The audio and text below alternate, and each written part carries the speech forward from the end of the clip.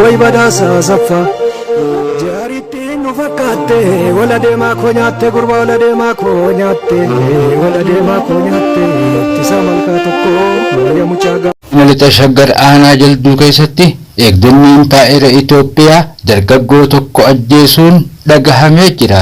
Gurraan dhala 20 takka bara 2023 eegdonni Abiyyi Ahmed ummata Oromoo ajjeesuu saamuu fi dararuuf bobba'an gocha isaanii abaaramaa kana itti fufanii jiraachuun ifoomee jira. Maqaa ABO WBO sakatta'u jedhuun kutaan waraana 114ffaan aanaalee lixa shaggar coobii gindabaratii fi jaldu erga qabatanii ji'oota lakkoofsisanii jiru. Jiraataa ganda kanaa kan ta'e dargaggoo Baay'isaa Gonfaa Tolosaa kan jedhamu sababaa tokkoon malatti mana maatii isaa keessaa baasuun balbala duratti osoo maatiin isaa ijaan arganii rasaasa itti roobsuun ajjeesuu jiraataan ganda sanii maddeen keenyaaf ifoomsanii jiran. Akka jiraataan kun himetti dargaggoon Baay'isaa Gonfaa nama naamusa qabuu fi maatii isaa gargaaruun beekamuu fi hawaasa ganda sanaa fi ollaa isaanii biratti jaalala qabu tahuu maddi oduu keenyaa ifoomsee jira. Dargaggoon kun badii dalagee yookiin WBO waliin hidhata qabaatee osoo hin tahin nama Oromoo ta'eef akka ajjeesan jiraataan kun itti dabaluun ifoomsee jira.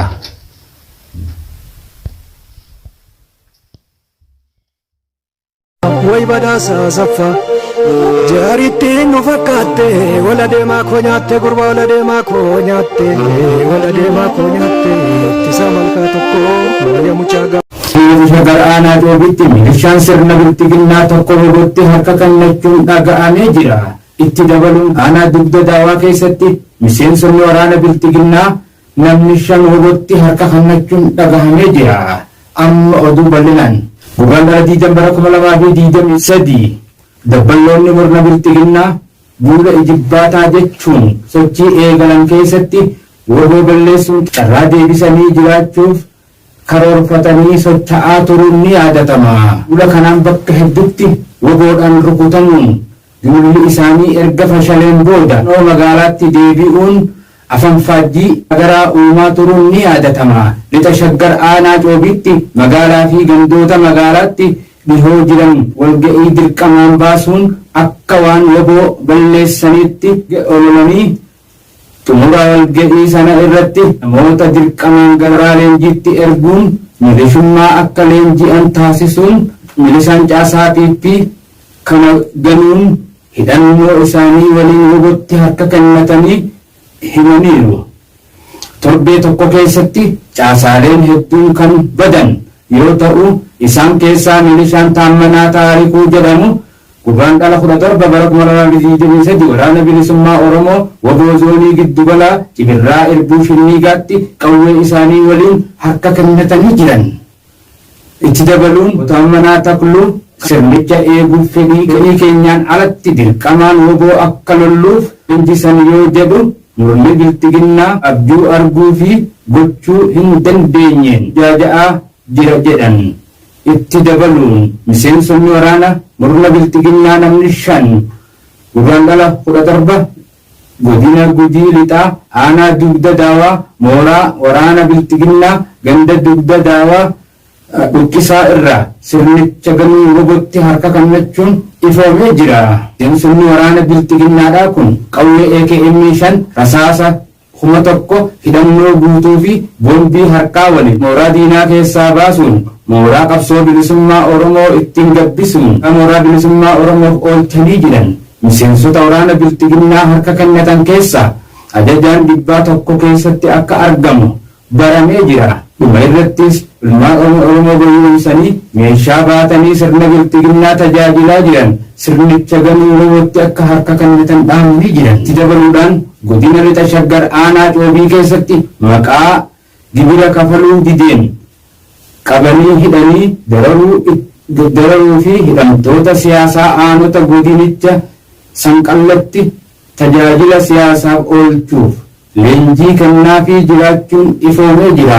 Magaalaa Diidam bara 2023 caasaan murna bilxiginnaa godina lixa shaggar aanaa coobii jiraattota hedduu gibira hin kafalle isin lubuu waliin hariiroo qabdu jechuun qabanii magaalaa coobii bakka garaagaraatti hidhanii dararaa jiraachuun murni bilxiginnaa kanaan duras namoota nagahaa qabuun waajjira poolisii aanaa coobii dararaa erga dararaa turaniin booda halkan achii baasuun leenjii waraanaaf fe'anii turuun ifoomsanii jiran.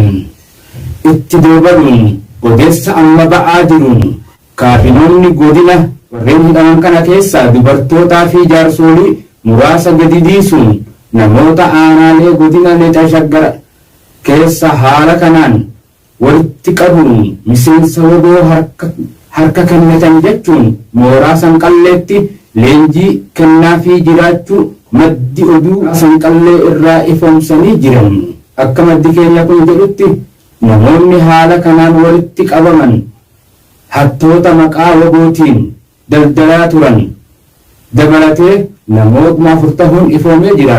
Namootni kunneen leenjii fudhachuun ololaaf gadi ba'uu danda'an kan himu maddi keenya yoo mijateef namoota kana caasaa ofiitti dabalanii gadi baasuun nutti fakkaannaan waboo taane garuu sirriirra jiran jechuun lola masaraa Minilik oomisheen uummata afaan faajjeessuuf akka ba'aa jiran maddi oduu